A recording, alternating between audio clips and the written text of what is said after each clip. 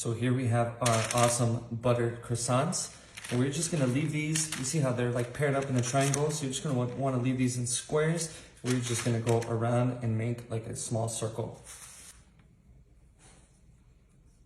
So I did pick up 2 packs of these at the grocery store. So you're gonna wanna make sure you pick up 2 because we're just gonna wanna make sure we fill this all the way around. And right with the center, you're just gonna wanna press it down a little bit just to make sure that they all stick together.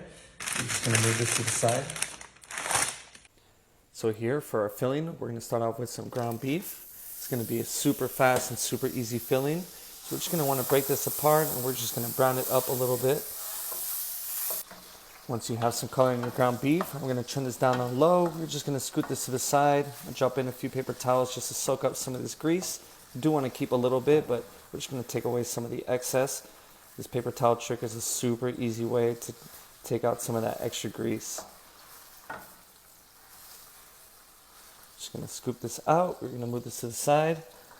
And at this point, here you're gonna grab it. This is a half a roughly chopped onion.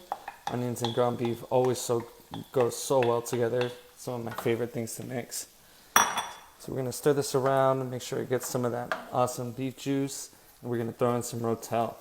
So Rotel is another one I always pair with ground beef, and if it ain't broke, do not fix it. So this is such an awesome combination. You get some fresh veggies mixed in with the ground beef. We're just gonna give this a quick stir. At this point, once you have everything nicely mingled, so we're gonna throw in some black pepper. So you can do as much or as little black pepper as you like. I love black pepper. I feel like this is such a great way to season your ground beef. So I'm gonna do a bunch of sprinkles of that.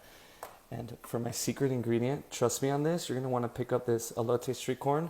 This stuff is amazing. It has a little bit of zest and it has a lot of spice and it just goes so well, especially combined with the Rotel tomatoes.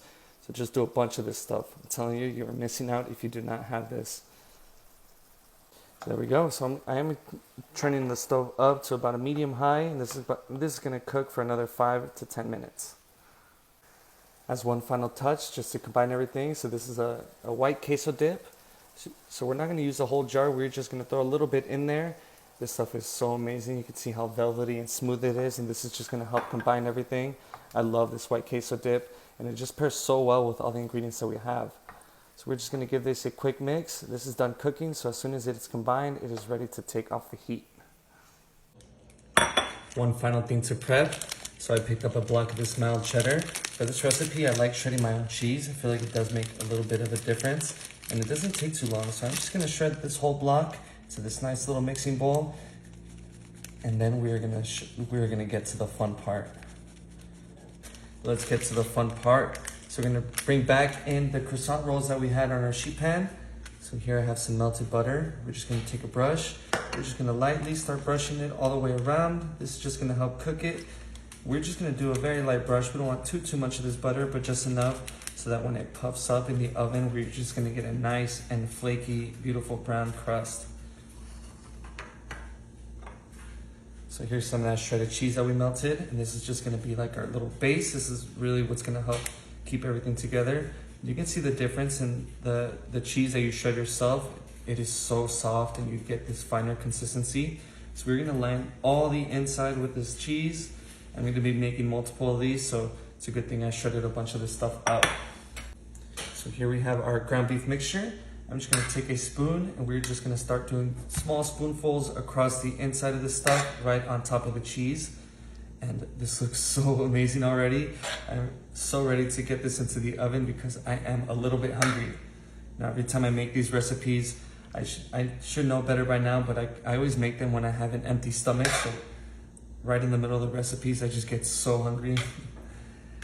So we're just gonna wanna make sure we fill up the inside of the stuff up. I think it's okay if it overflows a little bit because we just wanna make this as packed as possible.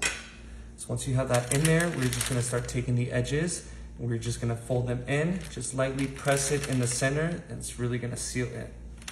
We're just gonna go all the way around, and this is such a fun new way to eat this like burger type recipe, especially with the ground beef. You can use ground beef, ground turkey, or Italian sausage. Any meat really works. So once we have this all in there, see we have this nice little like hamburger wreath. We're gonna come back in with our butter and we're gonna lightly coat the top of this. So we are gonna be doing a little bit more butter than we did on the inside because this is what's really gonna make us get that perfect crust. So just go crazy with the butter, just drape it over. It's gonna taste amazing. Make sure to get all the little edges and crevices. So there we go. Once you have the butter on there, this is ready. All right, so once you have the butter on there, this is gonna go into the oven for about 15 to 18 minutes. All right, this is looking so awesome. I'm so excited for this. I feel like this is one of the coolest things I've ever made, so cannot wait to cut into it. You can hear the nice flaky, that's how we know it's ready. We're just gonna do some nice cuts. You know what? I'm gonna give myself such a big slice. Because like I said, I am so hungry. So I'm just gonna cut it into fourths. You can see that's a lot of the steam gets let out. So let's pick this up. Oh my God. So you can see how nice and brown that is. That's why we did that butter crust, that butter wash on it. And let's try this. So this is extremely hot, but you can see that it's a nice cohesive piece, which is exactly what we wanted. Just make sure to blow it generously. I think I'm gonna get a bite of this nice corner piece.